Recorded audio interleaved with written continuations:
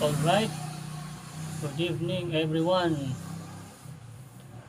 For today's video, isgutan nato ang watchman duties. Unsay duty sa watchman? Ramax 23 TV.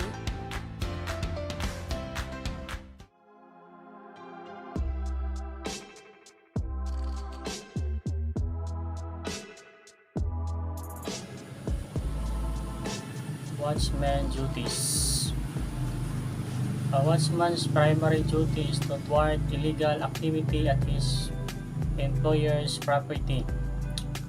Some use watchman and security guard interchangeably in some cases. A security guard is trained to handle threats, while a watchman might be more likely to call the police.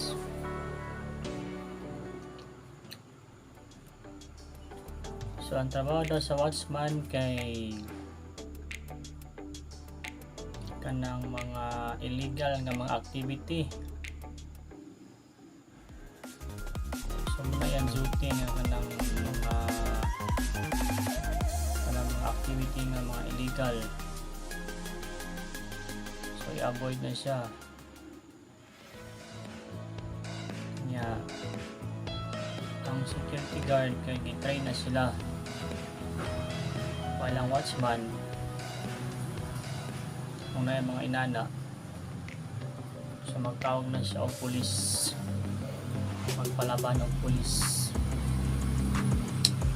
A watchman can either be armed or unarmed and be spent the ship stationary at a security desk or mobile on patrol. So ang watchman, ang uban daw kay na ay pusil, uban po wala sa kalagay sa watchman, wala kina sa mga pusil o spend na iyang ship, iyang duty sa security desk or mobile on patrol. So dito sa Pilipinas wala man siguro nani kayan ng mobile patrol. Diba siguro sa mga tanod mga ilana, so sa mga watchman wala yeah, security desk. So as of now kay ako watchman nangigo sa gibahatan may og guardhouse sa among principal. So nanami guardhouse karon. Watchmen often wear uniforms and are outfitted with radios, alarms, cameras, and scanners. So ang amo din ni wala may radio, alarm, wala may kanan na may karon na may CCTV. Ang amo lang cellphone ra na surveillance of property.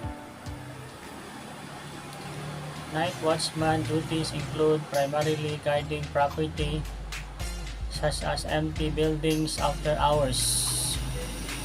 In addition, for watching for intruders, they look for other hazards that might cause a fire, water damage, or other issues. So as a watchman, kung naay mga kuan niya, mga leakage na mga hose, sa akong experience, nagabi ikan daw na yung butong hose. So kung masumpay pa na ako na siya, masumpay na ako siya, pero kung di siya madala, so i-off na ko ang main para di siya magasa, di sa kalas. Look for signs of illegal entry, checking for unlocked or damaged doors and windows. So as a watchman, kami na sa pag-relipo, first roving, so minsan kinakutanan din ang mga classroom, mga office. Kung isang i-secure gina ko daan para safe siya. Kay basin ay kawatan nga sulod. So dali ka siya makasulod. Kay open man siya. So i-secure gini mo na daan.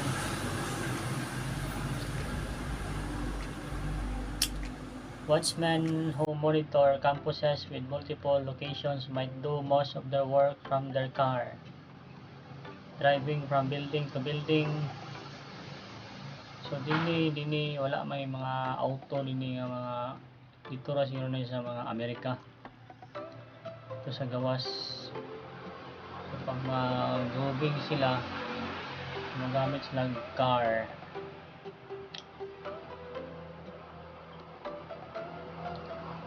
Deterrence of crime. The presence of a watchman offers some measure of deterrence against unlawful activities, but the security guards also have proactive duties designed to keep undesirable elements at bay, according to blind security training. What is a night watchman's job? Unsa man daw ang trabaho sa panggabi nga watchman? Night watchmen, better known as night security guards, provide overnight security for a building and for its occupants. You may patrol on foot or in a car, or spend your shift watching the grounds via a closed-circuit television system.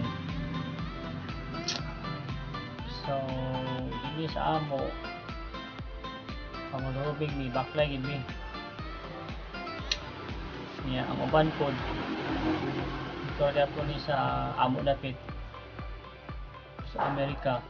Ang uban kay ilarang i-monitor closed circuit television system. So ilarang i-monitor ang ilang area. So dini wala mi dini kay naay CCTV dini. Pero ang monitoring dito sa taas. Depending on where you work. So depende. You may also answer phone calls, take messages, and respond to requests and questions.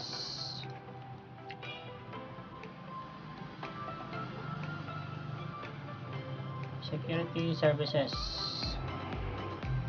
To prevent illegal entry, night watchmen oversee who comes and goes from a building or the premises. Often, night watchmen log the times when someone comes in or leaves, verify a person's identification and right to be on site, and keep records on what happened during the overnight shift.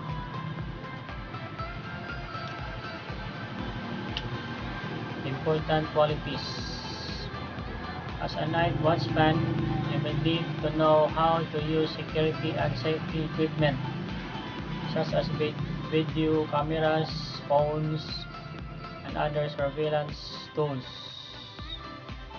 So dinhi ang amo na gyud kay cellphone na gyud amo. Salary and employment outlook. The Bureau of Labor Statistics report for May 2017 gave an average annual salary of $31,510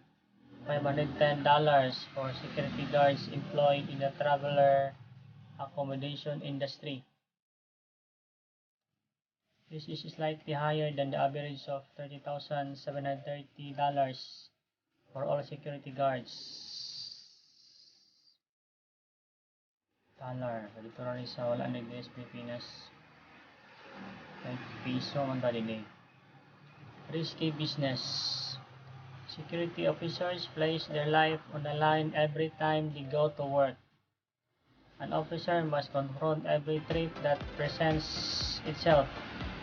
Therefore, security officers are a target for criminals who are looking for steal from, destroy, harm, or otherwise conduct illegal activities on a premise. So risky kaning mga watchman, kaning mga security guard, labi na sa kanang mga panggabi, risgo na sila. risgo kinil ang mga kinabuhi kay sila ang target sa mga kriminal. Isang ng mga kriminal nga mga kawatan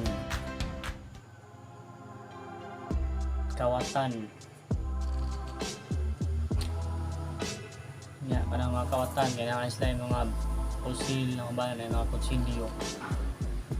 So mga risgo giganing risgo kay kista nating mga watchman, mga security, mga night shift. Low pay.